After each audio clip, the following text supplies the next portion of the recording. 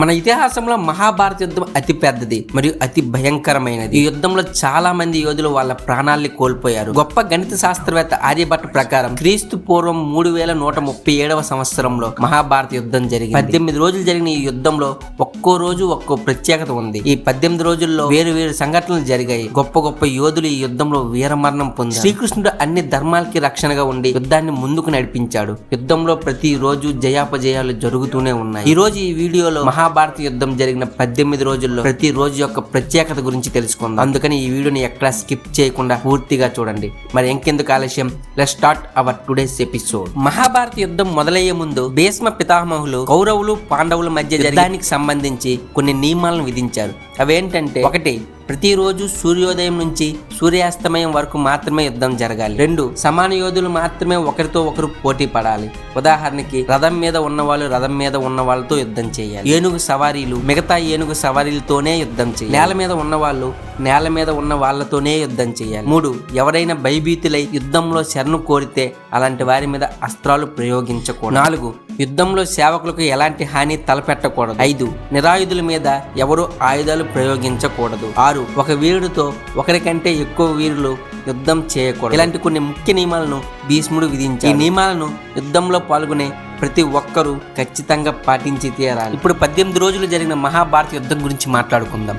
యుద్ధంలో ప్రతి ఒక్క రోజు ఏం జరిగింది, కౌరవుల పాండవుల ఎవరి పక్షం ముందంజలో ఉంది తెలుసుకుందాం. మొదటి రోజు యుద్ధం ప్రారంభమయ్యే ముందు అర్జునుడు మరియు శ్రీకృష్ణుడు 2 సేనల మధ్య నిల్చుని ఉన్నారు. కృష్ణుడు అర్జునుడికి గీతోపదేశం చేశాడు. ఆ తర్వాత భీష్ముడు యుద్ధం ఆరంభమని గట్టిగా ఘోషించాడు. ఈ సమయంలో ఏ వీరుడైనా పక్షం మారాలి అనుకుంటే మారొచ్చని భీష్ముడు చెప్పాడు. అది విన్న వెంటనే ధృతరాష్ట్రుడు పుత్రుడు యూత్ కౌరవుల పక్షం నుండి పాండవుల పక్షానికి వెళ్లిపోయాడు. ఆ తర్వాత అర్జునుడు దేవదత్త అనే శంఖాన్ని పూరించి యుద్ధాన్ని మొదలు పెట్టాడు. మొదటి రోజు పాండవుల పక్షాన ఎక్కువ ప్రాణహాని జరిగింది. దాదాపు 10,000 మంది సైనికులు మరణించారు. అర్జును కుమారుడు అభిమన్యుడు భీష్ముని వెల్లుల్ని మరియు రథం యొక్క ధ్వజ దండాన్ని పడగొట్టాడు. భీముడు శాసను మీద దాడి చేశాడు. శల్య మరియు భీష్ముడు విరాటరాజు ఇద్దరు పుత్రుల్ని వధించారు. మొదటి రోజు పరిస్థితి చూసి యుద్ధం గెలుస్తామని కౌరవులకు నమ్మకం కుదిరింది. రెండవ రోజు గురువు ద్రోణాచార్య అర్జున భీష్ముల మధ్య యుద్ధం జరిగింది. గురువు ద్రోణాచార్య అర్జున భీష్ముల మధ్య యుద్ధం జరిగింది. ఈ యుద్ధంలో భీష్ముడు రథసారథికి గాయమైంది. ద్రోణాచార్యుడు సార్థక వీరులను చాలా సార్లు విరిచేశాడు. భీష్ముడు కృష్ణార్జునులకు గాయం చేశాడు. భీముడు కళింగ వీరులతో యుద్ధం చేస్తూ ఉన్నాడు. కొన్ని వేల మంది వీరులను చంపేశాడు. కౌరవుల పక్షం ఉన్న కేతుమాన్,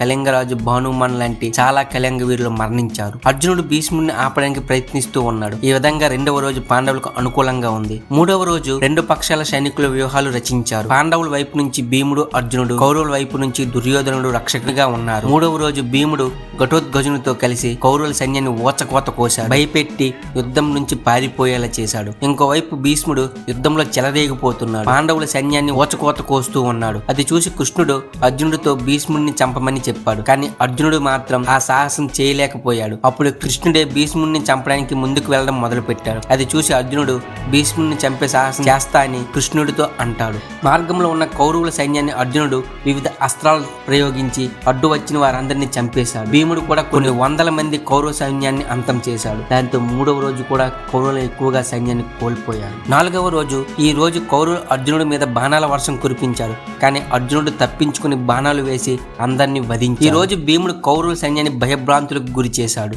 భీముడు ఎదుర్కోవడానికి దుర్యోధనుడు గజసేనుని పంపించాడు.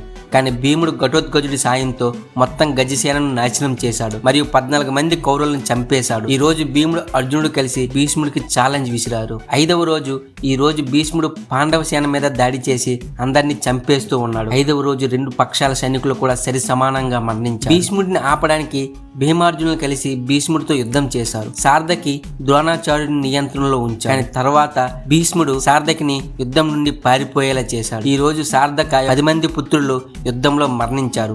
6వ రోజు 2 పక్షాల సేన రణరంగంలో దిగింది. పాండవ సేన మకర వ్యూహాన్ని వేసింది. కౌరవ సేన క్రోంచ వ్యూహాన్ని వేసింది. ఇలా 2 సేనల మధ్య భయంకరమైన యుద్ధం జరిగింది. తమ సైన్యం చనిపోవడం చూసి దుర్యోధనుడు చాలా క్రోధానికి గురయ్యాడు. భీష్ముడు దుర్యోధనుడికి నచ్చజెప్తూ ఉన్నాడు. 6వ రోజు అంతంలో భీష్ముడు పాంచాల సైన్యాన్ని అంతం చేసి 7వ రోజు ఈ రోజు 2 పక్షాల సైన్యం విభిన్న వ్యూహాలతో రంగంలోకి దిగింది. పాండవుల వజ్ర వ్యూహాన్ని కౌరవుల మండలాకార వ్యూహంతో బరిలోకి దిగారు. మండలాకార వ్యూహంలో ఏనుగులు రథాలు అశ్వాల్ని, అశ్వాలు విల్లుకారుల్ని మరియు విల్లుకారులు సైన్యాన్ని కాపాడుతూ వస్తున్నారు. మొత్తం సేన మధ్యలో దుర్యోధనుడు ఉన్నాడు. ఇంత ఎక్కువ రక్షణ ఉన్నప్పటికీ అర్జునుడు కౌరవ సైన్యాన్ని చెల్లా చెదురు చేసేసాడు. ఈ రోజు ధృష్టమ్యుడు దుర్యోధనుడిని ఓడించాడు. నకులు సహదేవులు శల్యుణ్ణి యుద్ధ భూమి నుంచి పారిపోయేలా చేశాడు. భగవద్దత్తుడు ఘటోత్కచుని యుద్ధ క్షేత్రం నుంచి పారిపోయేలా చేశాడు. భీష్ముడైతే పాండవ సేన ఒక ఆట ఆడుకున్నాడు. ఇదే రోజు విరాట పుత్రుడు శంకుడు మరణించాడు. 8వ రోజు ఈ రోజు పాండవ సైన్యం 3 శిఖరాల వ్యూహాన్ని రచించింది మరియు కౌరవులు కూర్మ వ్యూహాన్ని రచించారు. ఇదే రోజు దుర్యోధనుడి 8 మంది సోదరులని భీముడు చంపేశాడు. అర్జున పుత్రుడు ఇరావాన్ని బకాసురుడు పుత్రుడు అంబులీష్ని చంపేశాడు. ఘటోత్కచుడు దుర్యోధనుడి మీద శక్తి ప్రయోగం చేశాడు. మధ్యలో బంగ నరీసుడు వచ్చి దుర్యోధనుడిని కాపాడాడు. కానీ బంగ నరీసుడు మాత్రం మరణించాడు. శక్తి ప్రయోగం వల్ల దుర్యోధనుడు బాగా భయపడిపోయాడు. ఇది చూసి భగవద్దత్తుడు ఘటోత్కచుడిని ఓడించి పాండవ సైన్యాన్ని వెనకడుగు వేసేలా చేశాడు. మరియు ఇదే రోజు భీముడు దుర్యోధనుడిని 9 మంది సోదరులను చంపేశాడు. ఈ రోజు ఇద్దరు పక్షాన సరి సమాన నష్టం జరిగింది. నిజానికి కౌరవులకే కొంచెం ఎక్కువ నష్టపోయారు. 9వ రోజు మహాభారతంలో ఈ రోజు చాలా భయంకరమైన యుద్ధం జరిగింది. ఆ తర్వాత భీష్ముడు అర్జునుడి రథాన్ని నాశనం చేశాడు. దాంతో అర్జునుడు గాయాల పాలయ్యాడు. అది చూసి కృష్ణుడు తన నియమాన్ని తప్పి రథచక్రంతో భీష్ముడి మీద దాడి చేయడానికి ముందుకు సాగాడు. కానీ కొన్ని క్షణాల్లో కృష్ణుడి కోపం తగ్గి ఈ రోజు భీష్ముడు చాలా ఎక్కువ మొత్తంలో పాండవ సైన్యాన్ని అంతం చేశాడు. 9వ రోజు పాండవులు ఎక్కువ నష్టపోయారు. 10వ రోజు ముందు రోజు భీష్ముడి పరాక్రమం చూసి పాండవ సైన్యం భయపడింది. అప్పుడు కృష్ణుడు చెప్పడంతో పాండవులు భీష్ముడి దగ్గరికి వెళ్లి తన మరణ రహస్యం చెప్పమని అడుగుతారు. కొంతసేపు విచారించిన తర్వాత భీష్ముడు ఉపాయం చెప్పాడు. ఆ తర్వాత మత్స్య మరియు పాంచాల సైన్యాన్ని భీష్ముడు సంహరించాడు. పాండవులు శిఖండిని భీష్ముడితో యుద్ధానికి పంపారు. శిఖండిని చూసి భీష్ముడు తన అస్త్ర శస్త్రాలని వదిలేశాడు. వెంటనే అర్జునుడు తప్పని పరిస్థితుల్లో భీష్ముడి మీద బాణాలు ప్రయోగించాడు. అలా భీష్ముడు బాణాల మీద సేనుడు అయ్యాడు. భీష్ముడు తనకు నచ్చినప్పుడు మరణించే వరం ఉంది. అందువల్ల భీష్ముడు ఆ రోజు ఉత్తరాయణం తర్వాత మరణించాడు. ఆ రోజు ఉత్తరాయణం తర్వాత మరణించాలి అనుకున్నాడు. 10వ రోజు కౌరవులు గొప్ప యోధుడిని కోల్పోయారు. దాంతో ఈ రోజు కౌరవులు ఎక్కువగా నష్టపోయారు. 11వ రోజు భీష్ముడు మరణించడంతో ద్రోణాచార్యుడు సేనాధిపతి అయ్యాడు. దుర్యోధనుడు మరియు శకుని ద్రోణాచార్యుడితో ధర్మరాజుని బందీగా చేస్తే యుద్ధం అక్కడితో సమాప్తం అవ్వచ్చు అని చెప్పారు. అందుకని ఆ రోజు చివరిలో ద్రోణాచార్యుడు ధర్మరాజుని బందీగా చేయడానికి ముందుకు సాగాడు. కానీ అర్జునుడు తన బాణాలతో ద్రోణాచార్యుల్ని అడ్డుకున్నాడు. 11వ రోజు కర్ణుడు చాలా ఎక్కువ మొత్తంలో పాండవ సైన్యాన్ని అంతం చేశాడు. తర్వాత సార్థకి కర్ణుడు భీమసుల సహదేవ శకునులు మరియు అర్జున సుశర్మల మధ్య భీకరమైన యుద్ధం జరిగింది. ఈ రోజు పాండవులు ఎక్కువగా నష్టపోయారు. 11వ రోజు ధర్మరాజుని కౌరవులు బందీగా చేయలేకపోయారు. అందుకే ఈ రోజు మళ్లీ ప్రణాళిక రచించారు. అర్జునుడిని ధర్మరాజుకు దూరంగా తీసుకెళ్లే బాధ్యత త్రిగర్తలకు అప్పగించారు. ప్రణాళిక ప్రకారం త్రిగర్తల అర్జునుడిని దూరంగా తీసుకెళ్లిపోయారు. వెంటనే కౌరవుల ప్లాన్ ని అర్థం చేసుకున్న అర్జునుడు సరైన సమయానికి వెనక్కి వచ్చి ధర్మరాజుని మళ్లీ కాపాడాడు. ఈలోగా సార్థకి కౌరవుల పక్షాన ఉన్న చాలా మంది వీరులను చంపేశారు. వీళ్ళలో దర్శన్, జలసంధి, త్రిగర్తల సేన, కర్ణుడి పుత్రుడు ప్రసన్నుడు మరియు దర్శన్ ఉన్నారు. భూరిశ్రవుడు ప్రతిసారి సార్థకిని ఓడించాడు. కానీ ప్రతిసారి సార్థకిని కృష్ణార్జునులు కాపాడే. 12వ రోజు 2 పక్షాలకి సమాన నష్టం జరిగింది. 13వ రోజు దుర్యోధనుడు భగవద్దత్తుడిని అర్జునుడితో యుద్ధం చేయడానికి పంపించాడు. భగవద్దత్తుడు భీముడిని ఓడించాడు. ఆ తర్వాత భగవద్దత్తుడి మధ్య భయంకరమైన యుద్ధం జరుగుతుంది. ఈ యుద్ధంలో భగవద్దత్తుడు వైష్ణవ అస్త్రాన్ని అర్జునుడి మీదకు ప్రయోగించాడు. అప్పుడు శ్రీకృష్ణుడు వైష్ణవ అస్త్రాన్ని తనలో విలీనం చేసుకుని అర్జునుడిని రక్షించాడు. ఆ తర్వాత భగవద్దత్తుడు తన చూపును కోల్పోయాడు. అది గమనించిన అర్జునుడు వెంటనే బాణాన్ని ప్రయోగించి భగవద్దత్తుని చంపేశాడు. అదే రోజు కౌరవులు పద్మవ్యూహాన్ని రచించారు. ఆ సమయంలో అక్కడ ఉన్న వారిలో ధర్మరాజు కోసం పన్నిన పద్మవ్యూహాన్ని అభిమన్యుడు మాత్రం ఛేదించగలడు. కానీ పద్మవ్యూహం నుంచి బయటికి ఎలా రావాలో అభిమన్యుడికి తెలియదు. అభిమన్యుడితో పాటు ధర్మరాజు, భీముడు కూడా ఉన్నారు. వీళ్ళందరూ పద్మవ్యూహం ద్వారా దగ్గరకు చేరుకునేసరికి అందరినీ జయద్రథుడు అడ్డుకున్నాడు. దాంతో అభిమన్యుడు మాత్రమే పద్మవ్యూహం లోపలికి ప్రవేశించగలిగాడు. పద్మవ్యూహం లోపల కర్ణుడు, దుర్యోధనుడు, శకుని, అశ్వత్థామ, జయద్రథుడు, ద్రోణాచార్యుడు లాంటి గొప్ప వీరులందరూ కలిసి అభిమన్యుడి మీద దాడి చేశారు. వాళ్ళందరితో చాలాసేపు తన శక్తికి మించి పోరాడిన తర్వాత అభిమన్యుడు వీరమరణం పొందాడు. అభిమన్యుడి మరణాన్ని చూసి అర్జునుడు చాలా క్రోధానికి గురయ్యాడు. ఆ తర్వాత రోజు సూర్యాస్తమయం లోపే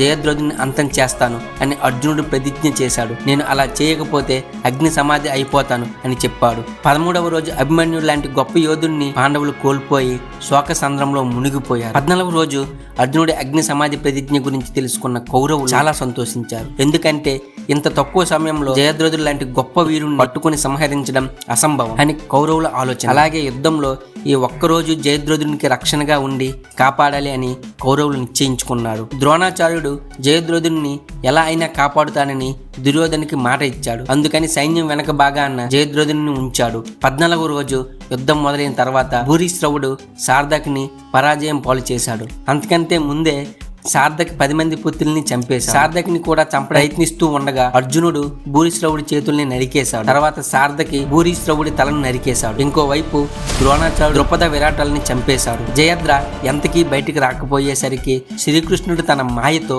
సూర్యుడిని మూసేస్తాడు. దీంతో అందరూ సూర్యాస్తమయం అయిందని అనుకున్నారు. ప్రతిజ్ఞ పూర్తి చేయకపోవడంతో అర్జునుడు అగ్ని సమాధి కోసం ఏర్పాటు చేస్తున్నాడు. అప్పుడు దాక్కున్న జయద్రథ్ అర్జునుడి దగ్గరికి వచ్చి వేలాకాలం చేస్తూ ఉన్నాడు. వెంటనే శ్రీకృష్ణుడు సూర్యుడిని విడుదల చేశాడు. అప్పుడు అర్జునుడు క్షణం కూడా ఆలోచన చేయకుండా జయద్ర తలని తన బాణంతో ఖండించాడు. జయద్ర తల తన తండ్రి ఒడిలో పడిపోయింది. 14వ రోజు రెండు పక్షాల వైపు సమాన నష్టం జరిగింది. 15వ రోజు ద్రోణాచార్య మరియు తన కొడుకు అశ్వత్థామ కలిసి దాదాపుగా విజయానికి చేరువలో ఉన్నారు. పాండవుల వైపు బలహీనతను గమనించిన శ్రీకృష్ణుడు ధర్మరాజుకు ఒక ఉపాయం చెప్పాడు. అశ్వత్థామ చనిపోయాడు అని చెప్పమని శ్రీకృష్ణుడు అన్నాడు.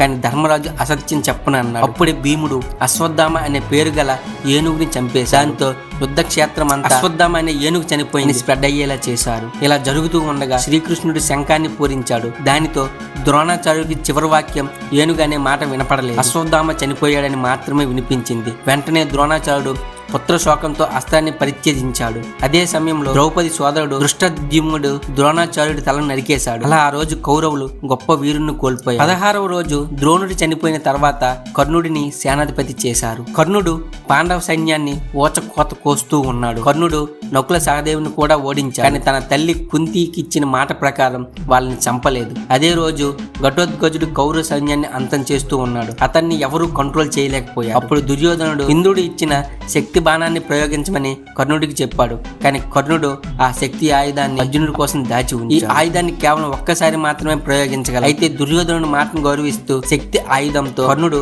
ఘటోత్కచుని సంహరించాడు. ఆ తర్వాత యుద్ధంలో భీముడు దుశ్శాసనుని చంపేశాడు. ఈ రోజు రెండు పక్షాలకు సమాన నష్టం జరిగింది. 17వ రోజు మహాభారత యుద్ధంలో 17వ రోజున శల్యుని కర్ణుడి సారథిగా నియమించాడు. ఈ రోజు కర్ణుడు భీముడు మరియు ధర్మరాజును ఓడించాడు. కానీ వాళ్ళని చంపకుండా వదిలేశాడు. ఆ తర్వాత కర్ణార్జునుల మధ్య యుద్ధం జరిగింది. యుద్ధం మధ్యలో కర్ణుడి రథచక్రం భూమి లోపలికి ఇరుక్కుంది. ఆ చక్రాన్ని బయటకు తీయడానికి కర్ణుడు ప్రయత్నిస్తూ ఉన్నాడు. ఇదే సమయంలో శ్రీకృష్ణుడు కర్ణుడిని చంపమని అర్జునుడికి ఆదేశం ఇచ్చాడు. అప్పుడు అర్జునుడు శ్రీకృష్ణుని మాటను ధిక్కరించలేక కర్ణుడి మీద అస్త్రం ప్రయోగించి చంపేశాడు. కర్ణుడి మరణంతో కౌరవ బలం పూర్తిగా నశించింది. కర్ణుడి మరణంతో శల్యుణ్ణి సేనాపతిని చేశారు. అదే రోజు చివర్లో ధర్మరాజు శల్యుణ్ణి చంపేశారు. ఈ రోజు కౌరవులు చాలా దారుణంగా నష్టపోయారు. 18వ రోజు మహాభారత యుద్ధంలో చివరి రోజున కౌరవుల వైపు కేవలం 3 యోధులు మాత్రమే మిగిలి ఉన్నారు. అశ్వత్థామ, కృతవర్మ మరియు కృపాచార్యుడు మాత్రమే ఉన్నారు. ఈ రోజు పాండవులను అంతం చేస్తానని అశ్వత్థామ ప్రతిజ్ఞ చేశాడు. ఈ 3 యోధులు కూడా రాత్రి సమయంలో పాండవుల స్థావరాల మీద మంటలు అంటించి దాడి చేశారు. అశ్వత్థామ ద్రౌపది 5 కుమారులను సంహరించాడు. తండ్రి మరణాన్ని తట్టుకోలేక అశ్వత్థామ భయంకరమైన రూపాన్ని దాల్చి కోపంతో రగిలిపోతూ ఉన్నాడు. ఆ క్రోధంతో బ్రహ్మాస్త్రాన్ని ప్రయోగించాడు. దాంతో రణభూమిలో భయంకరమైన వాతావరణం అల్లుకుంది. అశ్వత్థామ చేసిన పనికి కలియుగం అంతం వరకు నువ్వు జీవించే ఉంటావని శ్రీకృష్ణుడు శాపం పెట్టాడు. ఆ తర్వాత సహదేవుడు శకుని చంపేశాడు. భీముడు దుర్యోధనుడు మిగిలిన కౌరవ సోదరుల్ని చంపేశాడు. ఇదంతా చూసి దుర్యోధనుడు ఒక సరోవరం లోపలికి వెళ్లి దాక్కోవాలనుకున్నాడు. కానీ ఆ తర్వాత బయటకు వచ్చి భీముడితో గదా యుద్ధం చేశాడు. ఆ యుద్ధంలో భీముడు దుర్యోధనుడి తొడ భాగంలో దాడి చేయడంతో దుర్యోధనుడు మరణించాడు. ఈ విధంగా మహాభారత యుద్ధంలో పాండవులను విజయం వరించింది.